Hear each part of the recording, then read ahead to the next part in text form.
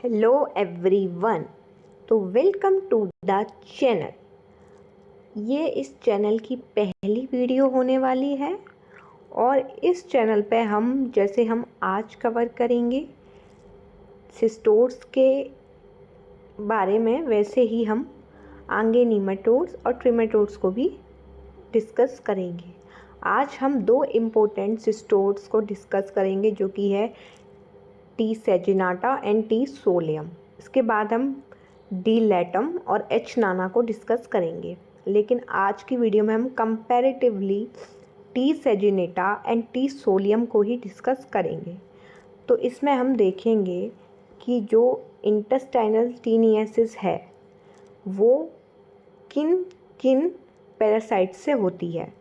तो इसमें दो इम्पोर्टेंट पैथोजेनिक स्पीसीज़ हैं, T saginata and T solium. तो अब इसमें भी ना दो तरह की डिसीज़ ये कॉज करते हैं। जैसे इंटेस्टाइनल टीनियासिस है वो तो T saginata and T solium दोनों ही करेंगे, लेकिन सिस्टोसर्कोसिस है वो केवल टी सोलियम ही करता है। ठीक है, क्योंकि ये सीएनएस को इफेक्ट करता है। वो हम रीज़न भी देखेंगे कि केवल टी सोलियम ही ऐसा क्यों करता है, टी सेजिनाटा में क्यों नहीं होती सिस्टोसर्कोसिस, ये भी हम देखेंगे। तो आपको होपफुली ये जो चार लाइनें ये तो समझ में आ गई होंगी कि two important pathogenic species are T saginata and T solium. They cause two important type of manifestation in human, intestinal taeniasis and cysticercosis. तो आपको ये ध्यान रखना है। इसके बाद हम इनकी मॉर्फोलॉजी पे बात करते हैं। तो आपको यह पूर्व शास्त्री का पीडीएफ है, सारा जितना भी इसमें है यह पूर्व शास्त्री का है, लेकिन आप प्लीज़ इस एक पेज को पढ़ के जाएंगे तो भी आप इसमें बहुत कुछ लिख पाएंगे। तो इसमें एक डायग्राम था, वो मैं शायद यहाँ पे पेस्ट करना भूल गई। तो इस डायग्राम में ये था कि इसमें तीन तरह की फॉर्म हमें मिलती हैं, एडल्ट फॉर्म, एग फॉर्म और लार्वा फॉर्म। ठीक है, तो जो एडल्ट फॉर्म होती है वो बाकी सिस्टोड की भी सेम ही होती है। ठीक है, हेड होता है, स्कोलेक्स होता है, बॉडी वाला पार्ट होता है जिसमें स्टोर बिला होता है। ठीक है, फिर इनके बाद इनमें एग्स होते हैं, फिर लार्वा होते हैं। लार्वा इज़ वेरी इंपॉर्टेंट, क्योंकि अब इसमें एक इम्पॉर्टेंट चीज़ हम ये देखेंगे कि टी सेजिनाटा जो होता है वो होता है बीफ की वजह से। बीफ यानी कि कोई कैटल है, उसका अगर कोई कैटल या फिर बीफ के मीट को कोई कंज्यूम करता है तो उन लोगों में बहुत ज़्यादा संभावनाएं होती हैं कि उनको टी सेजिनाटा का इन्फेक्शन हो जाए, क्योंकि ये जो इसका जो लार्वा होता है वो मिलता है बीफ के अंदर। ठीक है, तो इस अब सिस्टी सर्कस हम किसको बोलेंगे? Cysticercus is the larva को नाम बोलते हैं सिस्टी सर्कस। और वोविस माने हो गया कैटल। ठीक है, काव, काइंड ऑफ काव वगैरह, तो वोविस हो गया कैटल। और सिस्टी सर्कस सेलुलोसे का मतलब होता है, सेलुलोसे माने पिग। तो पिग जो होगा, जो पिग का मीट खाएगा उन्हें टी सोलियम वाला इफेक्ट करेगा। तो जो सेलुलोसे है वो पिग के लिए है और जो वोबिस है वो काऊ के लिए है। तो अब हमें समझ में आ गया है बिल्कुल से कि टी सेजिनाटा का इन्फेक्शन जो होगा वो होगा उन लोगों में जो कि बीफ खाएंगे, और टी सोलियम का उनमें होगा जो कि पिग के मीट को कंज्यूम करेंगे। तो इट्स सिंपल नाउ। तो हमें एक डिफरेंस तो समझ में आ गया। तो टी सेजिनाटा को हम बोलते हैं बीफ वॉर्म और टी सोलियम को हम बोलते हैं पोर्क वॉर्म, क्योंकि वो पोर्क के मीट में पाया जाता है और वो जो मिलता है वो किसको इफेक्ट करता है? बीफ को इफेक्ट करता है। तो T saginata is beef worm and T solium is pig worm. और इसी के बेसिस पे इनके लार्वे के नाम है सिस्टोसर्किस वोबिस, वोबिस माने cow in T saginata, cysticercus cellulosae in T solium. तो hopefully it is clear now. अब हम इसकी देख लेते हैं लाइफ साइकिल, पैथोजेनेसिस दोनों की पैथोजेनेसिस लगभग सेम है। There is a no difference in that. हल्का फुल्का डिफरेंस है, तो वो हम देख लेते हैं। ठीक है, तो सबसे पहले हमें एक रूल अपने दिमाग में रखना है कि कोई भी फॉर्म जो हमने खाई वो कभी हमें इन्फेक्शन नहीं करेगी। वो फॉर्म जिस फॉर्म में कन्वर्ट हो जाएगी वो हमें इन्फेक्शन करेगा। तो सबसे पहले हम देखते हैं कौन सी चीज़ किस में कन्वर्ट होती है। तो फर्स्ट रूल इज़ दिस। तो adult is convert into egg, egg convert into larva and larva वापस से कन्वर्ट होता है एडल्ट में।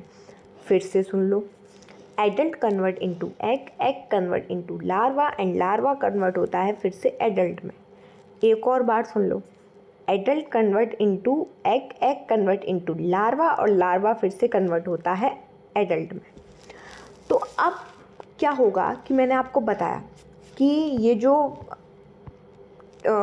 बीफ जो लोग खाएंगे उनमें क्या होगा, सिस्टी सर्किस वोबिस ये लार्वा प्रेजेंट होगा, ठीक है। जो पोर्क वर्म खाएंगे उनमें सिस्टी सर्किस सेलुलोसे उस पोर्क के उस पिग के अंदर प्रेजेंट होगा। इन लोगों ने खा लिया तो इनके अंदर लार्वा आ गया, यानी कि infected form is larva. Infection किस फॉर्म से हुआ, लार्वा से, क्योंकि अब आप ये लाइन पढ़ सकते हो कि man acquire infection by injection of under cooked beef, beef से याद करने को करो T saginata, pork, pork T solium containing cysticercus larva, ठीक है।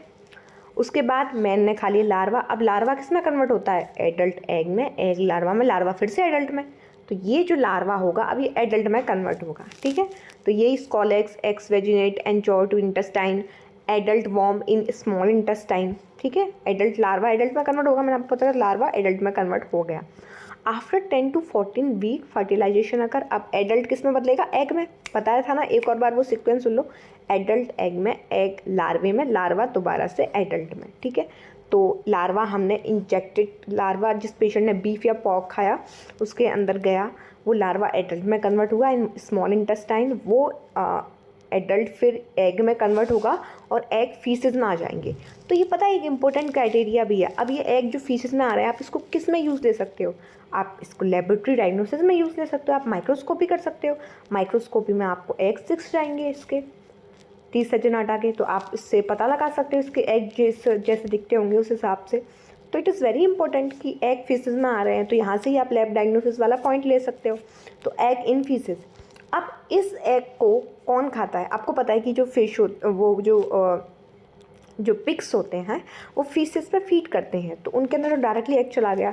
अब वो जो फीसेस है मान लो कहीं ग्रास के आसपास है, अब वहाँ वो ग्रास भी कंटामिनेटेड हो चुकी है एग्स से, ठीक है। तो उसको अगर काऊ खाती है तो वो काऊ के अंदर भी चला गया। अब काऊ के अंदर जो एग हैं वो जाके क्या होंगे, हैच, और हैच होके एग्स से क्या निकलेगा, लार्वा। अब यही साइकिल दोबारा चलती जाएगी, वही larva same, larva adult, adult से एग, एग खा लिए काऊ या फिर पॉर्क ने, पिग ने, हैच हुए, लार्वा बना, और ये पूरी साइकिल चलती जाएगी। तो hope it is clear to you now. अब एक डिफरेंस हम यहाँ देख लेते हैं कि टी सेजिनाटा और टी सोलियम में क्या अंतर है। तो एक देख लो कि टी सेजिनाटा ये वाला, ये जो ए वाला है this is T saginata and B वाला जो है this is T solium. T solium में आपको रोजलेट दिख रहे होंगे, ये जो रोजलेट्स आपको दिख रहे हैं, ये जो ब्लैक कलर के जो दिख रहे हैं दिस इज़ रोजलेट, ये यहाँ पे प्रेजेंट नहीं है टी सेजिनाटा में। दूसरी चीज़ आपको इसके आर्म्स दिख रही होंगी, ये आपको दिख रहा होगा, ये आर्म्स काइंड ऑफ, ये मैं यहाँ पे ऐसे मैंने ये डॉट चलाया है, ये आर्म दिख रही होंगी आपको।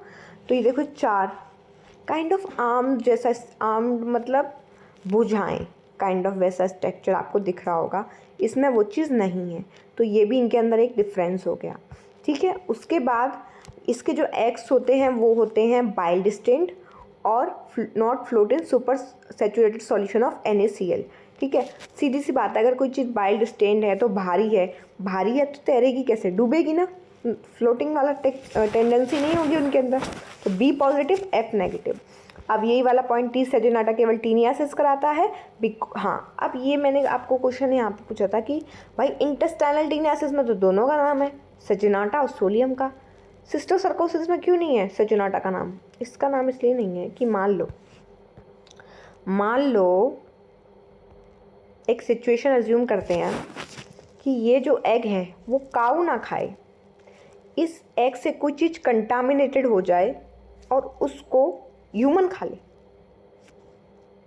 क्योंकि ये हम कंडीशन एज्यूम कर रहे हैं, ये जो एग है इसको काऊ ना खाए, इसको पिग ना खाए, इस एग से कोई भी खाना कंटामिनेटेड हो जाए, यानी कि इन फीसेस से कोई खाना कंटामिनेटेड हो जाए और उस खाने को ह्यूमन खा ले, तो ह्यूमन के अंदर तो लार्वा स्टेज आ जाएगी, और लार्वा तो बहुत डेंजरस होता है, वो तो कैटल्स के अंदर भी पेनिट्रेट कर जाता है, कैटल्स की हर एक ऑर्गन को पेनिट्रेट कर देता है वो। तो ह्यूमन के अंदर ह्यूमन के अंदर जो एडल्ट फॉर्म है वो कुछ इतना ज़्यादा पेनिट्रेशन नहीं करती, वो इंटेस्टाइन के अलावा कहीं और ज़्यादा नहीं जाएगी, लेकिन लार्वा चला जाता है। लार्वा तो इनफैक्ट पिग्स के अंदर, क्योंकि वो इन्फेक्टेड फॉर्म है पिग्स के अंदर, काउस के अंदर, तो वो उनके एक एक ऑर्गन को पेनिट्रेट कर जाता है। और यही लार्वा से कंटामिनेटेड फूड किसी ह्यूमन ने खा लिया तो उसके अंदर भी लार्वा आ गया, अब तो वो उसके अंदर भी पेनिट्रेट करेगा। तो यही चीज़ दे रखी है कि सिस्टोसर्कोसिस का मतलब ही यही है, tissue suggest CNS eyes muscles वो हर जगह जाएगा। उसने लार्वा खा लिया ना, अब वो उसके अंदर भी वही काम करेगा जो वो काऊ के अंदर और पिग के अंदर कर रहा था। तो थिंग विल बी सेम। अब क्या होता है कि ये जो टी सेजेनाटा है इसका जो लार्वा है सिस्टोसर्कस वोबिस, वो बहुत वीक है। वो इतना वीक है कि वो पहले स्टमक में जाएगा ना, एसिड ही उसे ख़त्म कर देगा, तो वो इंटेस्टाइन में जाएगा ही नहीं। और जब लार्वा इंटेस्टाइन में जाएगा ही नहीं तो क्या इन्फेक्शन कॉज करेगा। लेकिन सेलुलोज से, यानी कि जो पिग का जो लार्वा है वो बहुत डेंजरस होता है। वो जाएगा और वो एसिडिटी को भी रेजिस्टेंट कर देता है, एसिडिटी भी उसका कुछ नहीं कर सकती। इसलिए यही रीज़न है कि टी सोलियम करवाता है सिस्टोसर्कोसिस, लेकिन टी सेजेनाटा नहीं करवा सकता, क्योंकि इसका एग है ही इतना वीक, जा ही नहीं पाएगा। उसने लार्वा ले भी लिया ना, किसी इंसान ने लार्वा इंजेक्ट भी कर लिया तो फिर भी वो कुछ नहीं बिगाड़ सकता, क्योंकि एसिडिटी में वो ख़त्म हो जाएगा। तो hope it is clear to you. Lab diagnosis मैंने बोला था, फीसेस में एग आ रहे हैं, स्टूल एग्जामिनेशन कर लो, मॉलिकुलर सब जगह कर लेते हैं। ट्रीटमेंट इज प्राजिक्विंटल, दोनों के लिए ट्रीटमेंट प्राजिक्विंटल है। तो आपको अगर ये क्वेश्चन आए तो आपको एक काम करना है, इंटेस्टाइनल टीनियासिस का इंट्रोडक्शन लिखना है, उसके बाद मॉर्फोलॉजी लिखनी है कि एडल्ट फॉर्म है, एग फॉर्म है, लार्वा है, 2 लार्वास के नाम लिखने हैं, सिस्टोसर्कस वोबिस, सिस्टोसर्कस सेलुलेसे किस किस में मिलते हैं वो भी लिखना है, लाइफ साइकिल बनानी है, डिफरेंस देख लेते हैं। टी सेजेनाटा, ठीक है।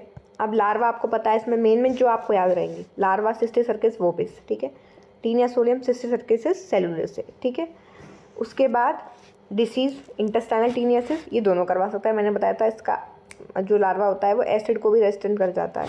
होस्ट डेफिनेटिव होस्ट वो होता है जिसमें कोई भी पैरासाइट अपनी एडल्ट फॉर्म बनाता है। एडल्ट फॉर्म किस में बनी थी, मैन में बन रही थी ना, तो definitive host is man, okay. Intermediate host cattle, जिसमें लार्वा फॉर्म थी। फॉर इंटेस्टाइनल टीनियासिस, अगर किसी को इंटेस्टाइनल टीनियासिस हो रही है तो definitive host is man. Intermediate pig, पर अगर किसी को सिस्टोसर्कोसिस कब होती है, जब मैन ही उसको इंजेक्ट कर जाए उस कंटामिनेटेड फूड को, तो इसमें man act as both definitive and intermediate host. Infected form larva here, same here larva infected form. Diagnostic form egg in faeces, intestinal के लिए आप एग ले लो, सिस्टोसर्कोसिस है तो आप लार्वा लोगे, क्योंकि सिस्टोसर्कोसिस में आपको लार्वा मिलेगा, क्योंकि एग गया ही नहीं, पेशेंट ने वही खा लिया, मतलब पेशेंट ने ही डायरेक्ट एग ले लिया तो एग वो लार्वा बन जाएगा, है ना। इसलिए वहाँ पे वो लार्वा ले रहा था, क्योंकि ये एग्स उसके पोर्क के अंदर लार्वा में कन्वर्ट हो गया था, फिर उस लार्वा को वो ले रहा था।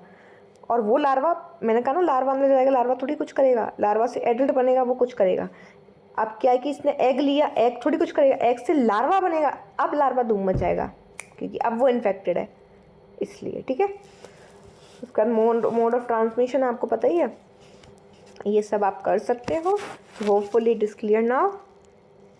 तो if you like this video, subscribe, like, share, comment, bye.